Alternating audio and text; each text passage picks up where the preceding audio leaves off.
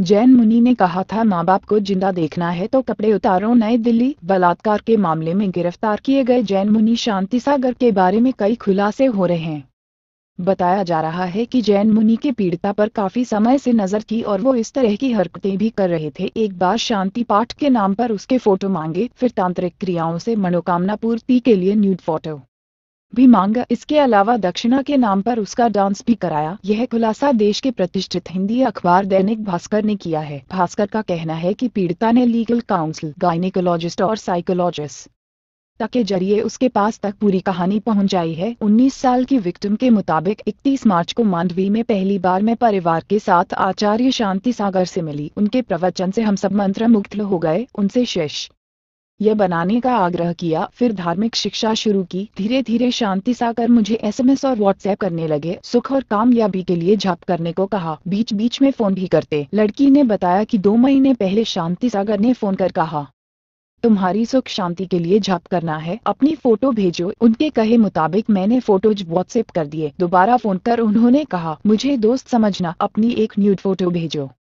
विधि में इसकी भी जरूरत है। इसके बाद शांति सागर बार बार व्हाट्सएप करने लगे। जब चातुर्मास के लिए सूरत आए तो हम सबको भी बुला लिया। तब तक किए विधि जाप की दक्षिणा के तौर पर मुझसे डांस करवाया। बेकाल विक्टिम 13 दिन पहले मुझे फोन करके जाप के लिए सूरत बुलाया, कहा कि रात में रुकना पड़ेगा। रात को उन्होंने जमीन पर एक घेरा खींचकर मम्मी पापा को उसमें बैठा दिया, भाई को दूसरे कमरे में बैठाया, मेरे शरीर पर मुड़पाम खफेर कर अपने साथ अंदर ले गए। वहाँ मुझसे पूछा, तुझे क्या चाहिए? मैंने कहा, माता पिता और मैं खुश रहूं। उन्होंने कहा, ठीक है, मैं जैसा कहूँ वैसा करो। फिर मुझसे कपड़े उतारने को कहा। मैं हिचकी तो बोले, माँ बाप को सुखी देखना है तो उतारो, नहीं तो वे मर जाएंगे। इसके बाद जैन मुनि शांति सागर ने बत्ती बुझा दी और डराकर फिजिकल रिलेशन बनाने पर मजबूर किया। फिर कहा, किसी को बताया तो तुम्हारे माँ बाप मर जाएंगे।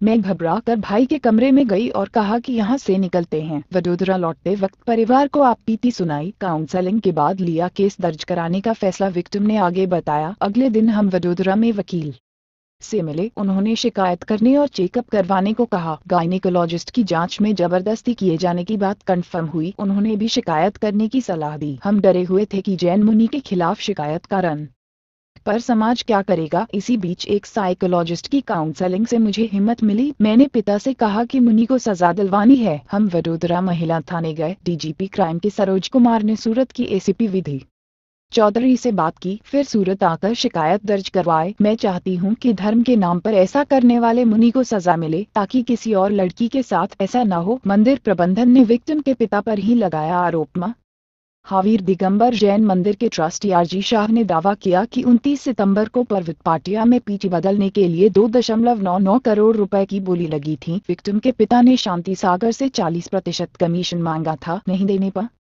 रबटी से गलत शिकायत करवा दी। शांति सागर पर इसी मंदिर में रेप करने का आरोप है। मुनि बनने से पहले शांति सागर की चाय की दुकान थी। शांति सागर बचपन से लेकर जवानी तक एमपी के गुना डिस्ट्रिक्ट में फौजी के साथ रहा है। उनके एक दोस्त ने बताया कि पहले उनका नाम गिरिराज शर्मा था। उनका परिवार कोटा में रहता था। पिता सज्जन लाल शर्मा वहीं पर हलवाई थे। शांति सागर की कोटा में चाय की दुकान थी। दोस्त ने बताया कि गिरिराज मौज मस्ती में जीने वाला था, खूब क्रिकेट खेलता था, पढ़ाई में एवरेज था। उनके दोस्तों का ग्रुप शहर में उन दिनों के सबसे फैशनेबल युवाओं का था। कपड़े हो या हेयर कट, नए ट्रेंड को सबसे पहले यही ग्रुप अपनाता था।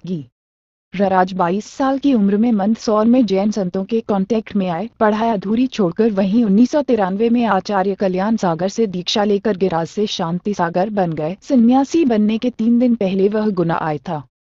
2 दिन बिताने के बाद कभी गुना नहीं लौटे। जैन समाज के लोगों के मुताबिक उन पर टोने टोटके के आरोप भी लगे। विरोधियों को कहते थे कि तुम्हें कबूतर बना दूंगा।